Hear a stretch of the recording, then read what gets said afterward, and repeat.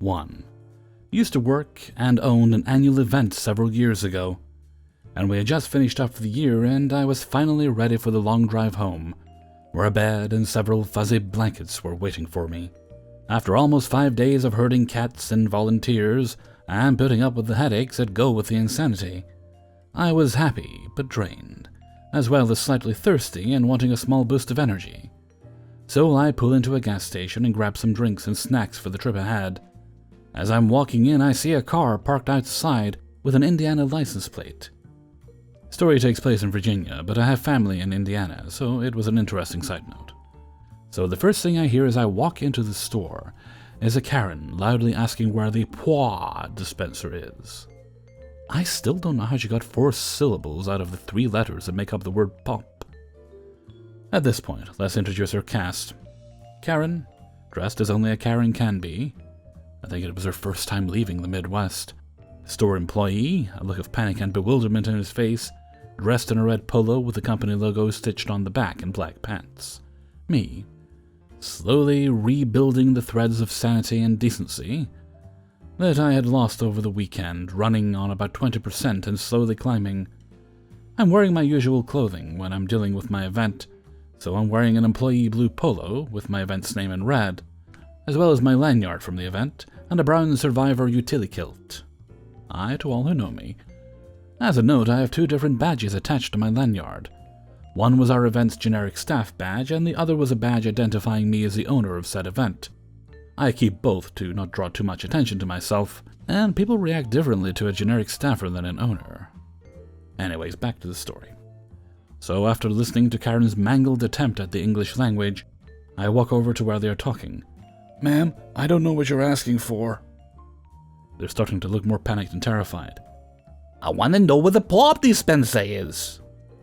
The veins in her forehead are starting to show. Sorry to interrupt. I know that this store's layout isn't the best, but you can find the soda machine around the corner, just past the restrooms, as I point in the general direction. "Finally, someone who speaks English," and stomps off. Never encountered someone from the Midwest, I see. Pop is their generic term for Coke. He looks relieved and scurries back to the register to assist some people waiting in line. I feel a bit better, and continue my shopping. SDL 25%. Now in a happy world, this would be the end of it. But we all know different. I'm now looking through the drink coolers and trying to decide what I want to keep me hydrated on the ride home. I had 2 bottles in my hand and saw another option, which looked much better, so I decided to put the ones in my hand back. When Kay comes marching up to me with the storm clouds of a Category K trailing in her wake. "There's no upper 10 in the dispenser. I don't see it anywhere. What kind of store is this anyways? And where's the cherry mash? That lazy boy up there didn't know what I was talking about." I'm sorry, what? "That lazy SOB just told me he didn't know what cherry mash was. He must be some kind of idiot. Now tell me where the cherry mash is." SDL 15% and dropping. I utter the magic words to Karen. "Ma'am, I don't work here." She looks like she's about to turn into the Hulk. "Then why in Jesus' name did you help that SOB earlier? Why are you putting drinks back into the cooler?" SDL 5% and plummeting. She now takes her finger and starts jabbing my badge hanging from my chest. "I see that you're staff here. I'm the customer. You need to treat me right." At this point, my SDL skipped right past 0 at ludicrous speeds, and now I lost it. I'm a large 6'1", 300+ pounds person. For those who've met me, know I try to be kind and easygoing in my day-to-day life, and I don't like to throw my weight around or to intimidate anyone without cause. Karen just succeeded in something that few have been able to do in the past, which is to get me to the point where I'm annoyed. I flip my badge over so that it shows owner, and straightening up, projecting myself at full size and in a voice which can get several hundred people to stop and listen. "Ma'am, I'm an owner. You have caused enough of a headache to everyone in this store. Please apologize to them and leave." And like a 6-year-old who knows they've been busted by the school principal and is awaiting their mother to come pick them up, she mutters a quick and neat "sorry" and bolts out of the store. I take a deep breath and deflate, grab my drinks, and head to the counter. The poor store employee is looking at me like a deer in the headlights. He rings me up. and I pay and get ready to walk out of the store. As I get ready to leave, have a good day. Thanks, you too, and cheer up. It only gets worse. Epilogue. A few months later, I'm traveling to a meeting for my event. I stop off at this same store to pick up some drinks. I'm in my kilt, but this time I have one of my t-shirts from the event on. The store manager's there. They say, "Holy crap, it's Mr. Kilt." Really? Where? I want to get his autograph. SM then proceeds to tell me what happened after I left. It seems that it was only the second day that the store employee was entrusted with manning the store without someone else there and was already nervous about it. Our adventure happened with less than an hour to go on his shift. It also turns out that the store manager had walked in behind me and watched the whole thing. Shortly after I left, he went to the back to make sure they had the security footage saved, as he wanted to watch and laugh about it later. Next thing he sees, there are now 2 squad cars sitting in his parking lot, and there are now 2 police officers talking to the store employee, with Karen standing off to one side. Is there a problem? Yes, Karen here claims she was assaulted by your employee and the owner of the company. Officer, I'm not sure how that's possible, as the owner is at a corporate in Pennsylvania. Don't lie. He showed me his badge and it said owner on it. He holds up the name tag he was wearing. Ma'am, did it look something like this? Well, not exactly. He's trying not to laugh at this point. If you would like to follow me, I'll happily show you the security footage. Karen watching the footage of when I walked into the store. There, that's him. That's the person who said he was the owner. I highly doubt that he is the owner of this store. I agree, says Officer 2. What makes you so sure? First off, he's walking in through the front of the store. Most employees come in the back. Secondly, if you look at the logo on his shirt, it's for an event that happened last week. And finally, ma'am, he's wearing a kilt. At this point, Officer 1 and the store manager start chortling. Karen turns to Officer 2. A what? A kilt is a traditional Scottish garment. They get to the point where she was poking me in the chest at my reaction. Ma'am, as you can see on the tape, there was no assault on either the store employee or Mr. Kilt's part, and filing a false report is a crime. From what we've seen, Karen has assaulted Mr. Kilt. Would you like to press charges on his behalf? Karen then proceeds to spin a web of BS. The store manager doesn't really want the hassle, and the officers let her go without warning. Once they leave and store employee's replacement has arrived, the manager calls him into the back office and discusses the events. The employee was relieved to know that he did nothing wrong and that he wasn't going to get fired over the event. He was then able to handle the job with ease and joked with his boss about having a Mr. Kilt day. 2. I've worked retail for the past 7 years, and I'm glad to say I'm finally out, which gives me the perfect opportunity to share some stories while working here. The good news is that I have a great relationship with my managers, so they're a bit more lenient on what I'm allowed to say. 7 years hardens you and makes your temper all the much shorter. To start this off, I live in an area where there are a lot of families, as in everyone drives minivans or use Toyota Camrys. Most are dented and worn down since the area isn't very rich, and practically no one owns a vehicle they're driving. A father comes in with his kids in tow and briskly walks to the back of the store, our furniture section.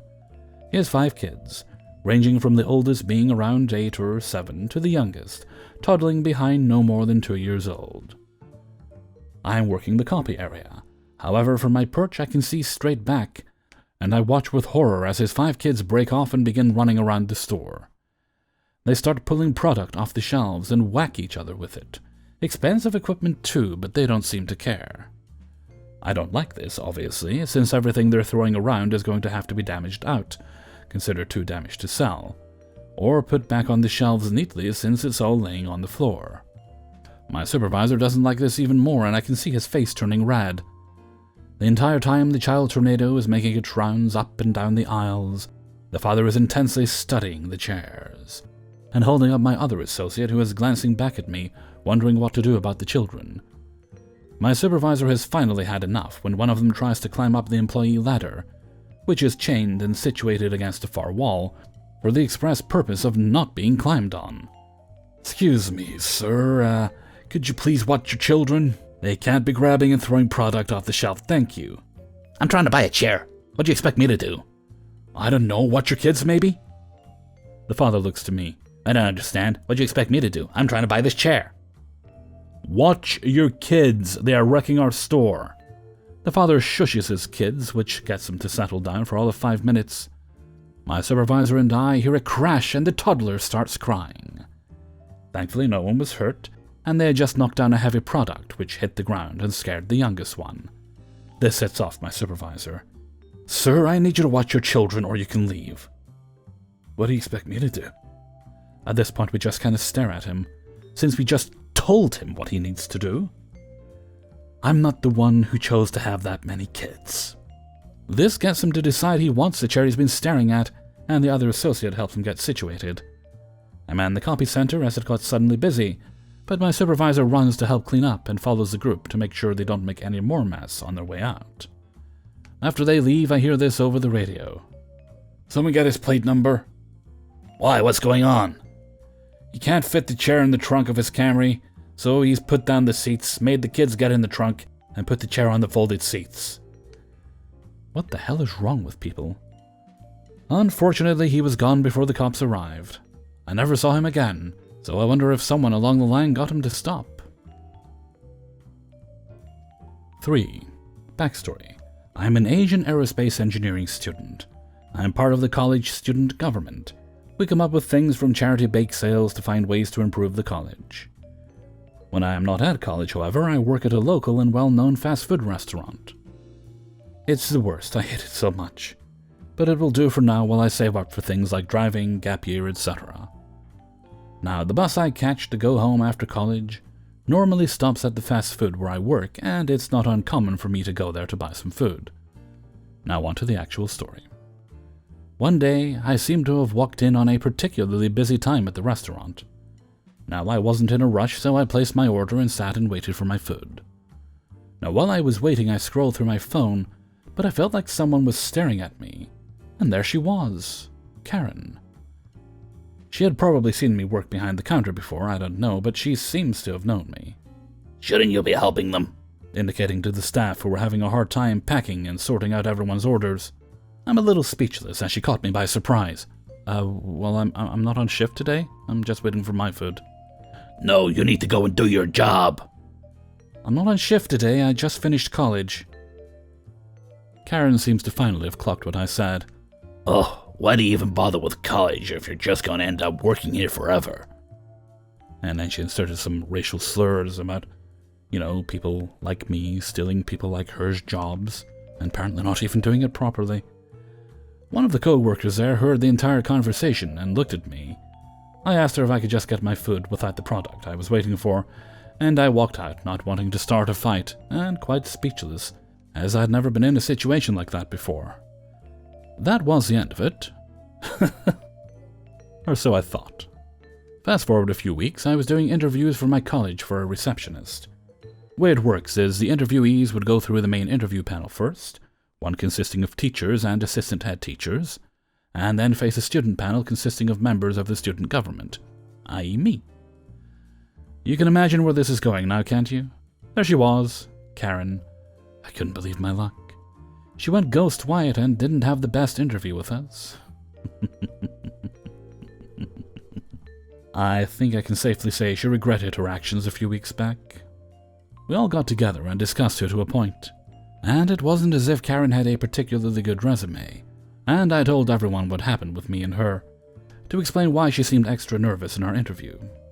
All of us decided that she would not be the best person to represent the college's views and standards. We ended up appointing a much nicer person who had great experience and a great resume. We then had to send all the interviewees an email to say if they got the job or not, and I personally had the joy of writing Karen's, explaining how she didn't get the job, and signed off as sincerely the person who keeps stealing and stopping you from getting a job. I modestly deleted the email, as it was really mean of me to sign off like I did. But no one noticed, and the rest of my email was very professional. 4. Please be aware, the following story contains no animal cruelty, but does contain references to a deceased bunny rabbit. Quick background. I am a personal shopper for a major retailer in the Midwest. My job is to bring all the customers' orders to our building, which are 2 shipping containers side by side. Thank God they are air-conditioned, otherwise the Midwest summers would be a death warrant. and load them into the customers' cars when they arrive. As you may expect, with the virus we have been in high demand for a while now, and even with the case numbers declining, many people are still using our services to stay out of the stores. Can't say I blame them. The store isn't the most well run due to our director's obsession with micromanaging everything. So some days we are quite busy and hardly have time to cool off in the AC before another customer arrives, and we need to load their groceries and stuff as fast as we can to keep the lines moving. It was just another day I was trying to load another order into the small truck, or boot for the European readers.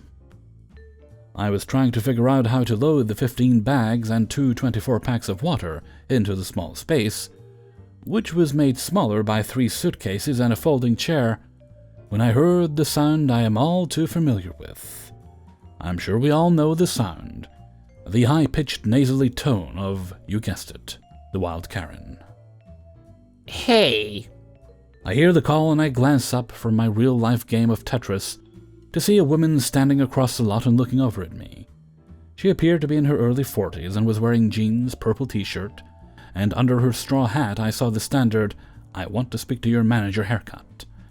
Now I ignored her, this first time, as I was busy trying to get the last few bags wedged in, and I couldn't really care about what she wanted as technically she wasn't my customer, or even a shopper at my store.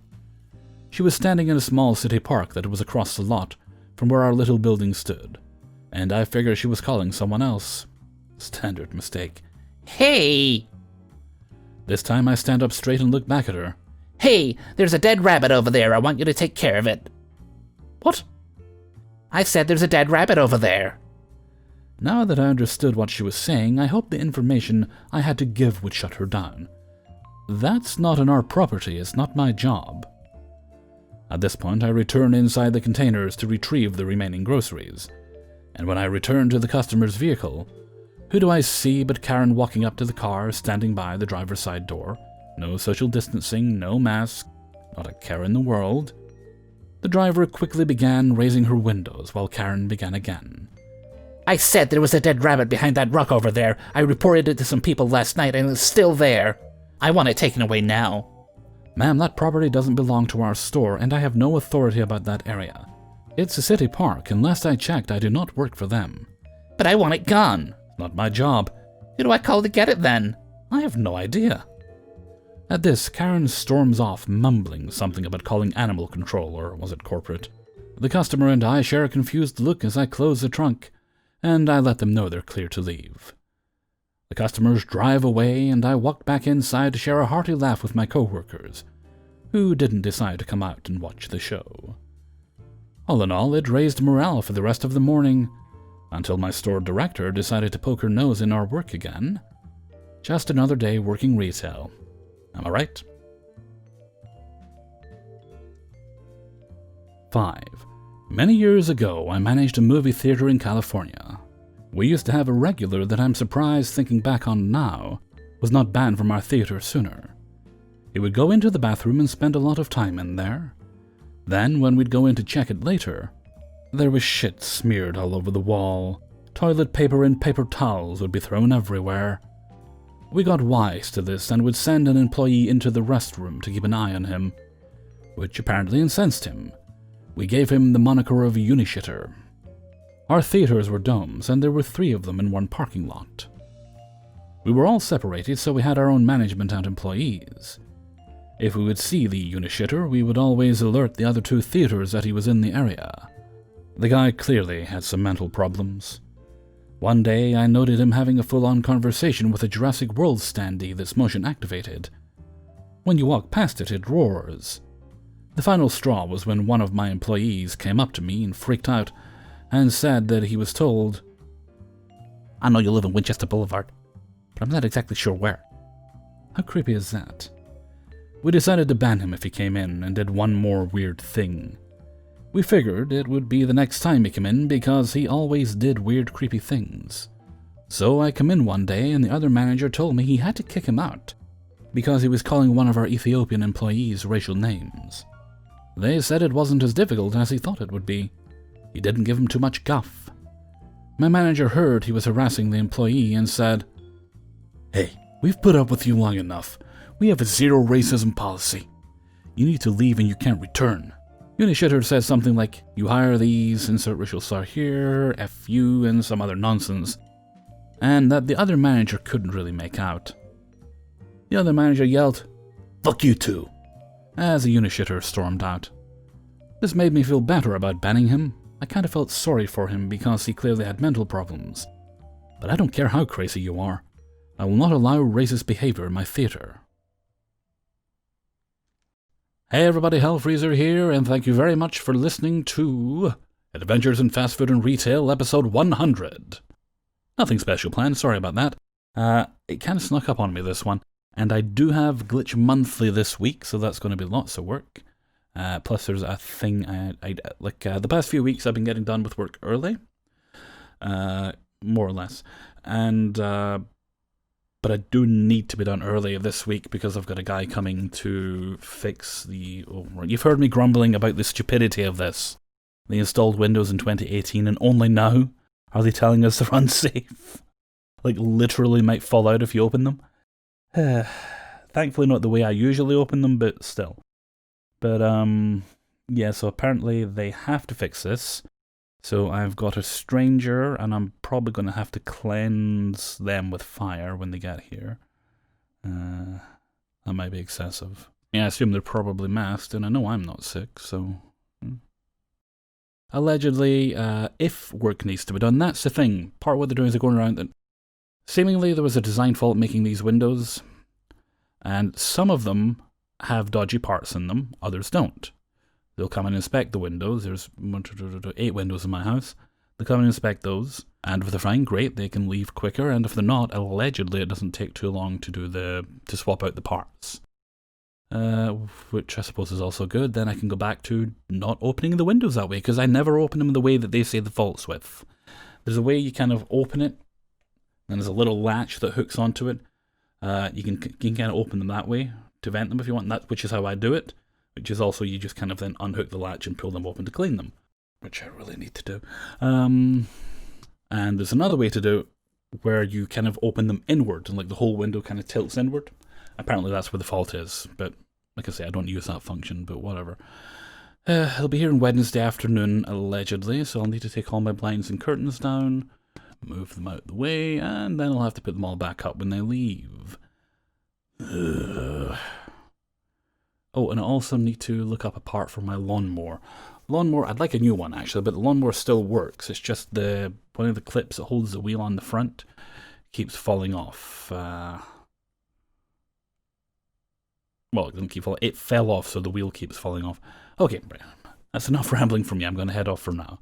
So until next time, thank you very much for listening, and take very good care of yourself.